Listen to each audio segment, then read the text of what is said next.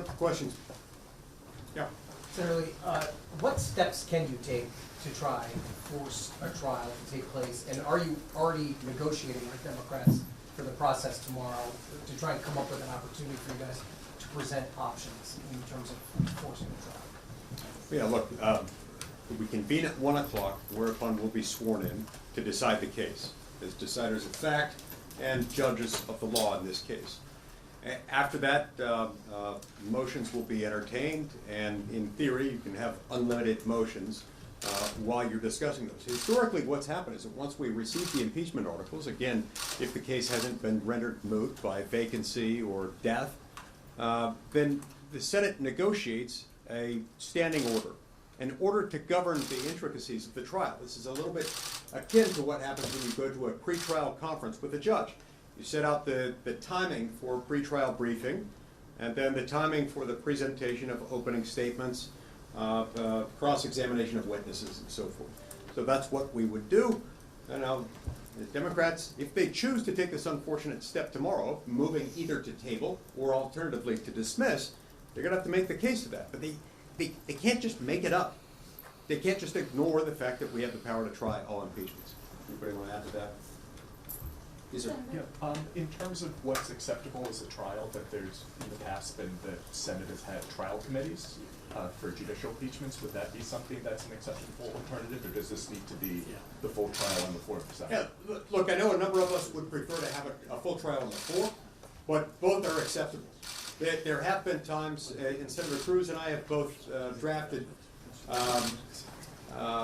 proposals to follow one of two different impeachment patterns. One, full trial on the floor, another referral by the Senate as a whole to a select committee. The select committee conducts a trial, and then after it completes its work, the matter devolves back to the whole Senate. So the select committee would be acceptable. Either one would be acceptable.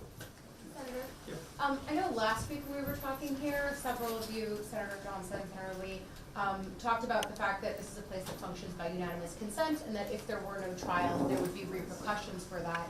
Sounds like tomorrow we'll know whether or not there's going to be a trial. Does that threat still stand?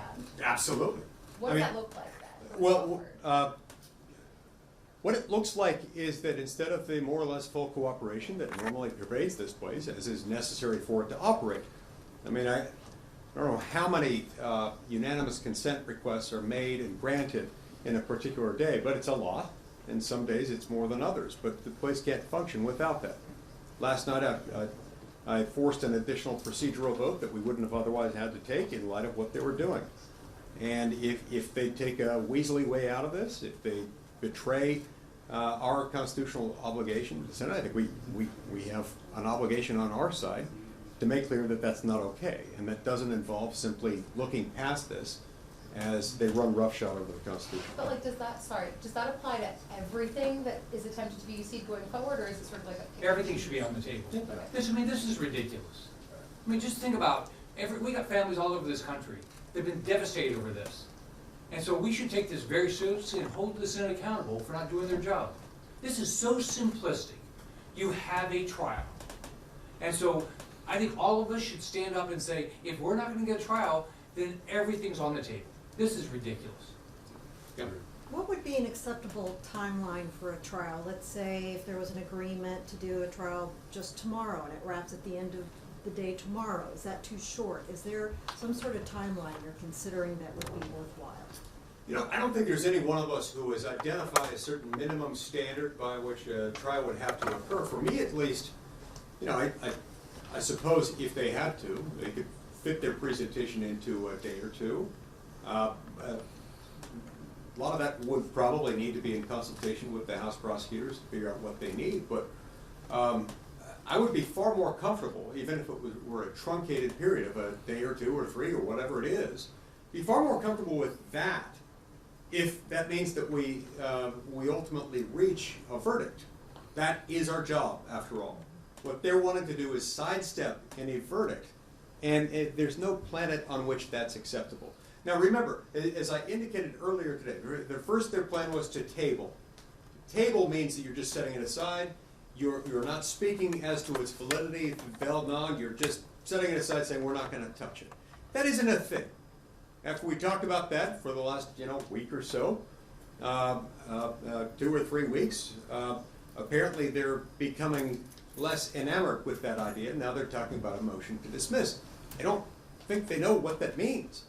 You can't just dismiss legal proceedings, whether they're civil or criminal. In the civil context, it's typically under Rule 12b-6 of the Federal Rules of Civil Procedure. You have to establish that the plaintiff has failed to state a claim upon which relief can be granted. Maybe that's what they mean. If so, they haven't made their case. Maybe what they really mean is a motion for summary judgment.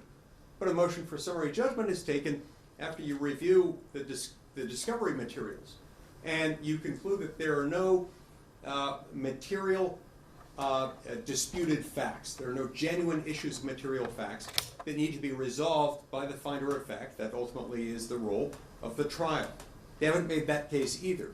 So regardless of how long it takes, we need to get to the point of guilt or innocence. And I would also say Chuck Schumer spends a lot of time on the Senate floor talking about extremists and threats to democracy. I think he's found the enemy, and the enemy is him.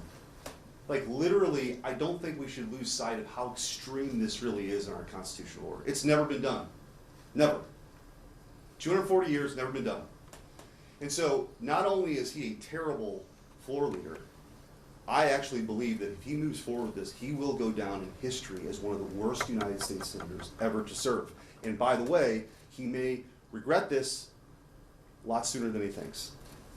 Let me just add, I don't know how you can listen to the case that the House managers laid out, the case they made here in this press conference, and not understand how compelling a case it is. When you combine the abdication of his responsibility to enforce the laws, to faithfully execute them, combined with all the migrant crimes, the horrific crimes, I mean, who let these people into this country by not faithfully executing the law? Isn't that aiding and abetting those horrific crimes? So again, the House managers deserve their day in court to present their case. And again, the articles are pretty short. I don't think it'd have to take that much time, but I think they can make a very compelling case in a pretty short period of time, but we ought to be able to hear that case, and that's all we're asking for. We've heard some discussion from some of your Republican colleagues about perhaps having a few hours set aside tomorrow to debate the merit of having a trial on the floor. Is that a debate you would want to see happen, just a debate about having a trial? Well, look, debate over something would be preferable to nothing.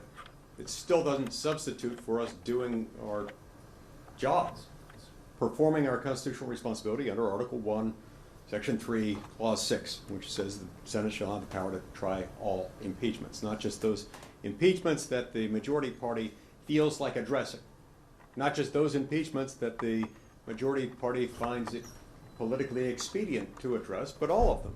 Remember, it hasn't been very long, 4 years ago since we dealt with the first impeachment trial of Donald Trump. We received that at the time when the Senate Republicans were in the majority. We didn't want to have to deal with that. We didn't believe that the impeachment was warranted, and it wasn't.